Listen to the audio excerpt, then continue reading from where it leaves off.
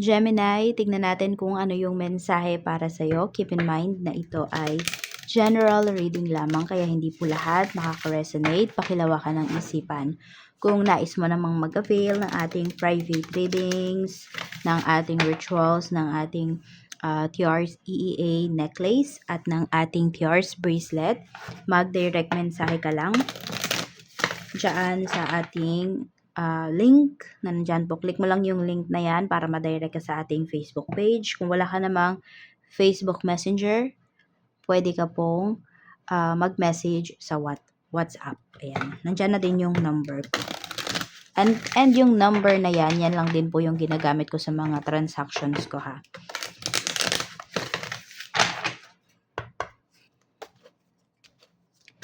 Kung hindi pala kayo makaresonate dito, try nyong panoorin yung inyong other signs, Moon, Rising, and Venus. We have Confess. We have Entangle. We have Trajectory. Ayan. May maglalakas loob dito na umamin sa'yo. Masabi natin dito na may big revelation sa'yo, pero nasa sa'yo na lang yun kung tatanggapin mo ba or i-reject mo yung revelations sa'yo ng isang tao. Tignan natin, Gemini. Ano pa yung mensahe for you?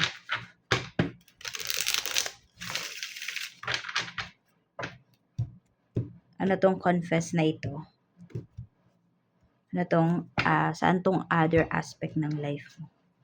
Saan tong aspect ng life mo? We have Page of Swords. We have Queen of Pentacles. So, meron dito about to sa, sa finances. Okay? Or about sa, hindi ko alam kung pag-share, pagbibigay ng isang tao.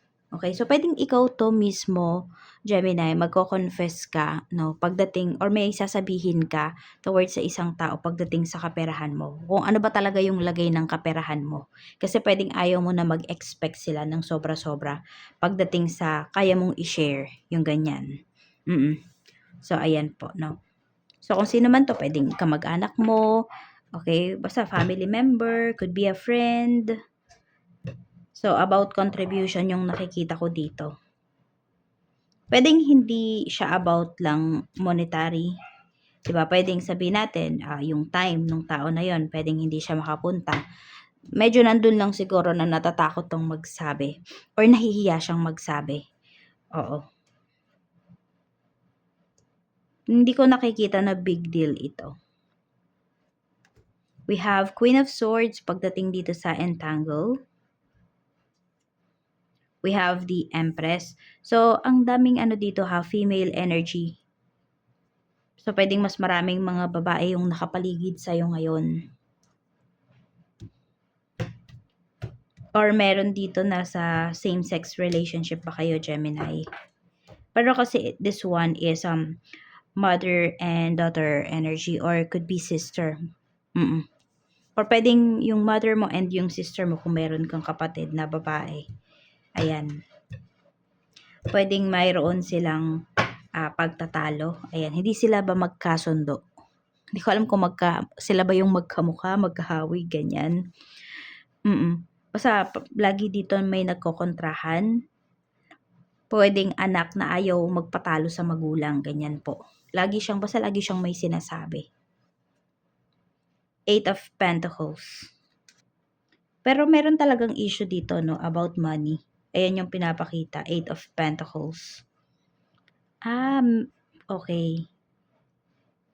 Gemini, kung medyo sabihin natin matanda na yung mother mo, yan, or could be your father, basta yung parents mo na matanda na.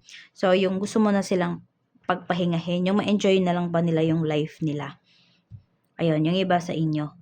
Yun yung gusto nyong mangyari pero hindi nyo pa magawa sa ngayon. Kasi pwedeng ikaw mismo, 'di ba? Meron dito, hindi pa talaga kayo financially stable. Yes, pwedeng may maganda kayong trabaho pero alam mo na, 'di ba, sobrang mabigat kapag sa'yo lahat iaasa. Pero pwedeng ganun yung gusto mong mangyari pero hindi ka pa makapag-decide ng husto. Oo. So, ipon ka muna. Sige, ipon ka muna. Pwedeng 3 to 4 years, ayan, makakapag-decide ka na talaga. Or, yes, mabibigay mo na talaga sa kanila yung gusto mo. Tingnan natin. We have naman Queen of Cups. Dito about sa trajectory. So, may progress na pinapakita dito. Pag-travel po ito. Ayan. Or kung ano man yung mga hinahandle ninyo, may sinasabi po, may pinapakita dito na progress. O sabihin natin, simple lang, yung iba sa inyo, pwede po na magbi-business kayo ngayon. At yung alam ninyo or yung skills na meron kayo is pagluluto. Yan. So, umpisahan nyo na yan. Kasi, ayan po, meron talaga kayong makikitang progress. Yung iba naman sa inyo, pwedeng nagsimula na kayo talaga. And, ayan, makikita mo na dumadagsa na yung mga orders. Unti-unti na po yung umaangat. Meron naman nagtatanim. So, nakita nyo, sabihin natin, di mo ina-expect na mabubuhay yung tinanim mo na yon. So, ayun. Or magge-germinate yung seeds. O, yun. Makikita ka na progress. Hindi man siguro ganun ka, kabilis yung progress na yun. Pero, may makikita ka, di ba? Magiging happy ka rito. Basta magiging happy ka sa outcome ng mga nilalakad mo, ng mga hinahawakan mo, mga hinahandle mo ng mga bagay-bagay ngayon. Kamusta naman yung emotion mo, King of Cups? Okay din naman yung iyong emotions ngayon. Kontrolado mo siya. Kalmado ka in short. Tingnan natin. Pagdating naman sa kaisipan mo, we have the Magician. Okay din yung kaisipan mo. Ang dami mong naiisip, ang dami mong ideas.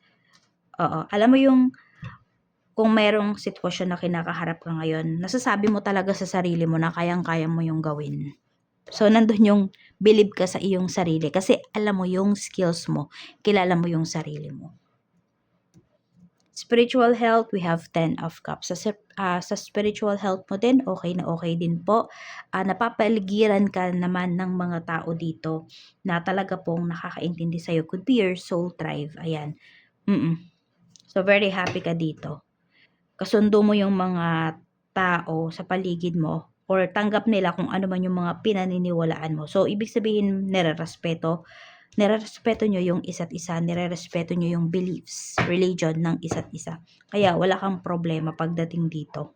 Kasi, nagagawa mo yung gusto mo, nasi-share mo, yung iba nga sa inyo, nasi-share po ninyo yung mga pinapaniwalaan ninyo na hindi ka natatakot na baka ma-judge ka.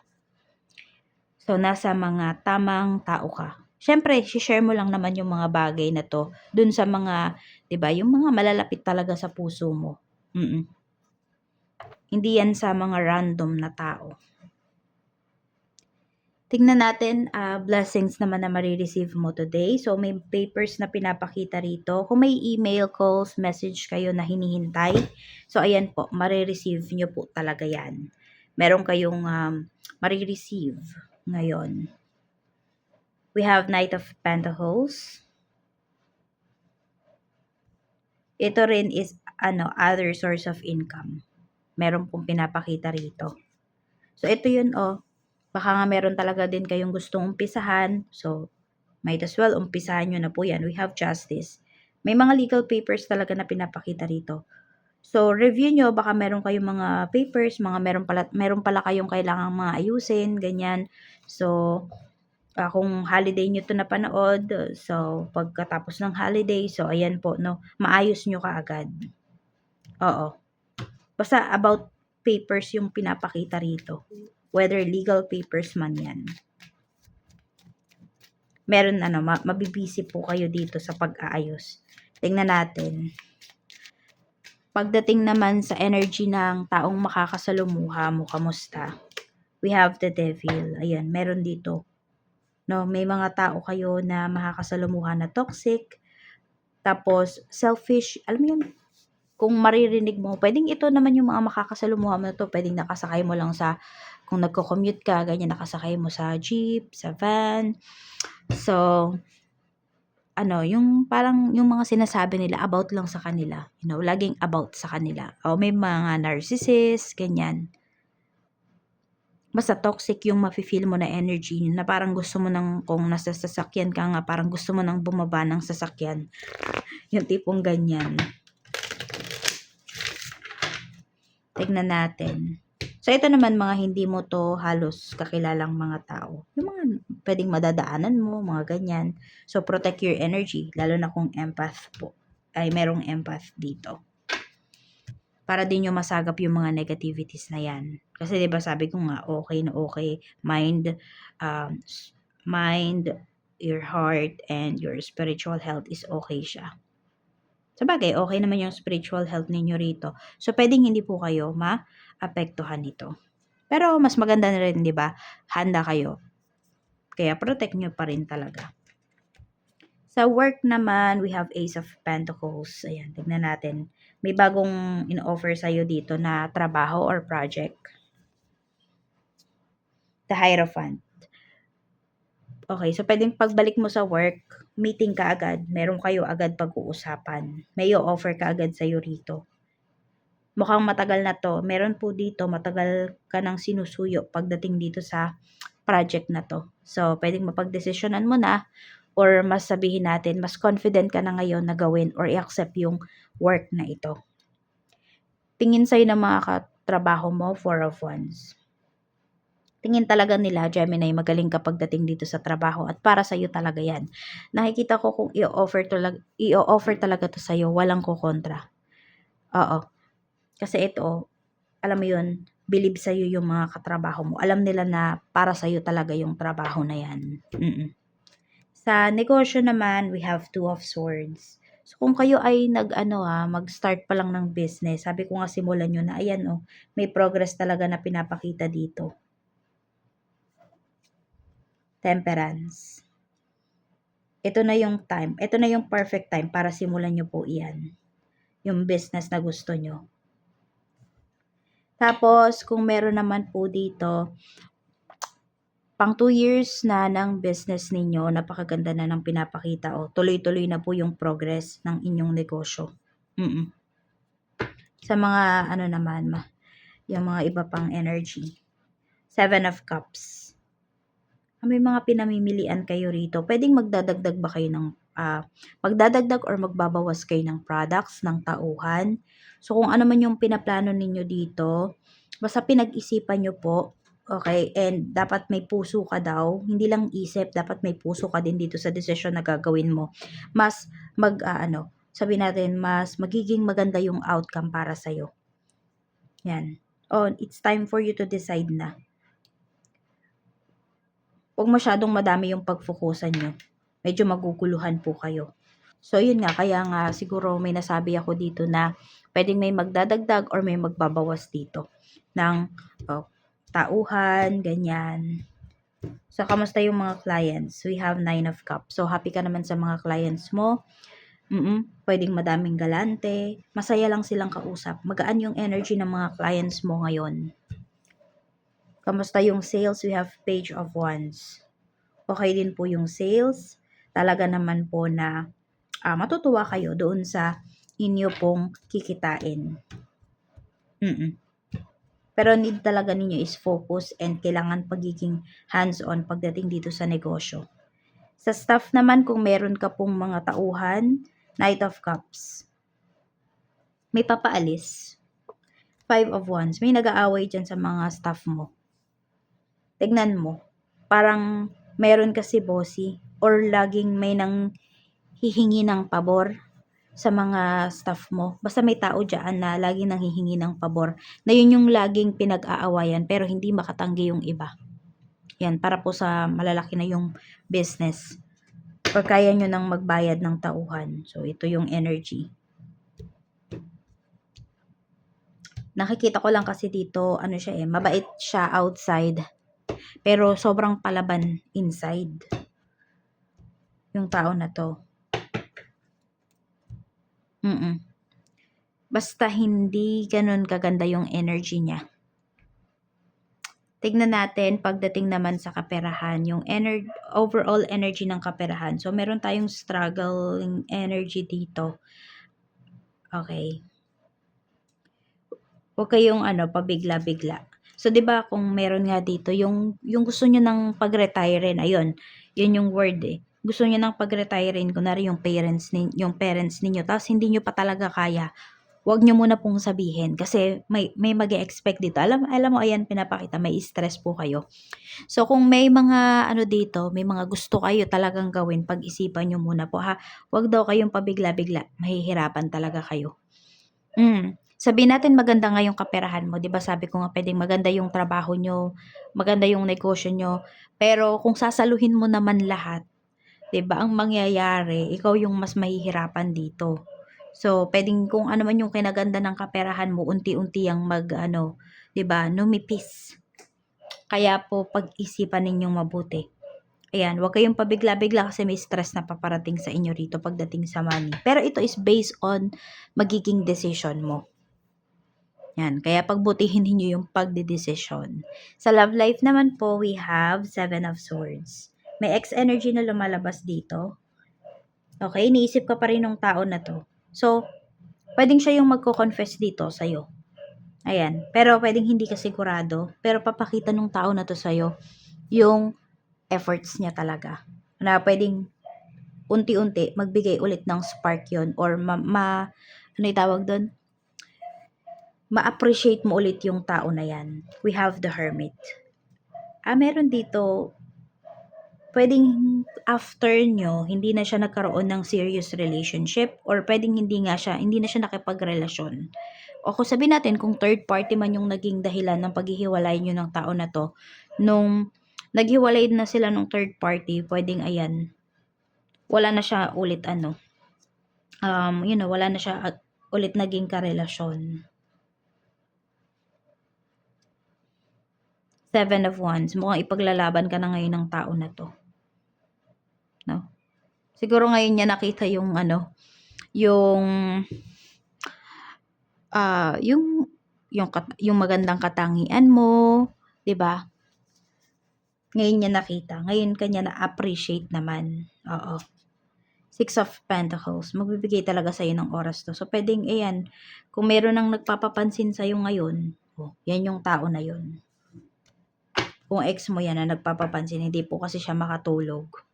Parang ayaw niya nang lumipas yung isang taon pa ulit or yung mga araw na hindi niya nasasabi sa'yo yung nararamdaman niya. Pero tignan mo rin ha, kasi baka naman mamaya wala ka na talagang nafe-feel sa tao na to, di block mo na lang kapag ganun. Oo. 'Di ba kung tahimik na yung life mo, peaceful na, happy ka na sa sitwasyon mo ngayon or baka meron na nga kayong karelasyon, block nyo na lang yung tao na to. Huwag nyo nang isipin na, baka isipin nito bitter pa ako kapag bilinak ko siya. 'Di ba? Kung masisira naman yung peace of mind mo, huwag mong isipin yung sasabihin niya, yung aakalain niya, kung hindi naman talaga, 'di ba? So, block mo na lang kapag ganyan, may nangulit sa'yo dito na ex mo, na wala ka ng feelings ha. Slow down. So, ito nga sinasabihan, talaga kayo na huwag kayo masyadong magmadali. No? Basahin natin. When it feels like our world is spinning out of control, it's easy to get overwhelmed. This is a good time to begin a daily meditation practice. So, kung, ayun nga, no, feeling nyo, di kayo nakakasabay, feeling nyo, ang dami-daming, ang dami-daming kailangan pagdesisyonan sa buhay po ninyo na hindi ninyo, may mga gusto kayo na hindi ninyo makontrol, try to meditate. Ground yourself. Your mind is the most open and receptive in the morning, which is why it's helpful to start your day with centering exercises and also affirmation. Dagdag nyo rin yun. Diba dapat umaga pa lang nakangiti na kayo? Huwag niyong sisimulan ng umaga ninyo na nakasimangot kayo. Kahit gano'n pa kunwari, nakakatakot yung inyong panaginip, gano'n. Cultivate stillness within and know that there is no rush. At the end of our days, we won't care about our to-do list. We'll wish we had loved more, lived more, and been at peace. Don't wait. Slow down now. Yan. Yan. Tignan mo kung ano ba yung mga importante talaga na bagay sa buhay mo or mga tao. 'Di ba? Kasi puwedeng sa sobrang bilis ng mga nangyayari sa life mo, sa sobrang daming nasa plate mo, yung pinakaimportante, yung mga dapat mong i-prioritize, yun yung hindi mo pa napapagbigyan, yun pa yung hindi mo nabibigyan ng oras. Kaya slow down, sabi sa'yo ni universe. Yan lang Gemini, maraming salamat, mag-iingat ka and see you again on my next video.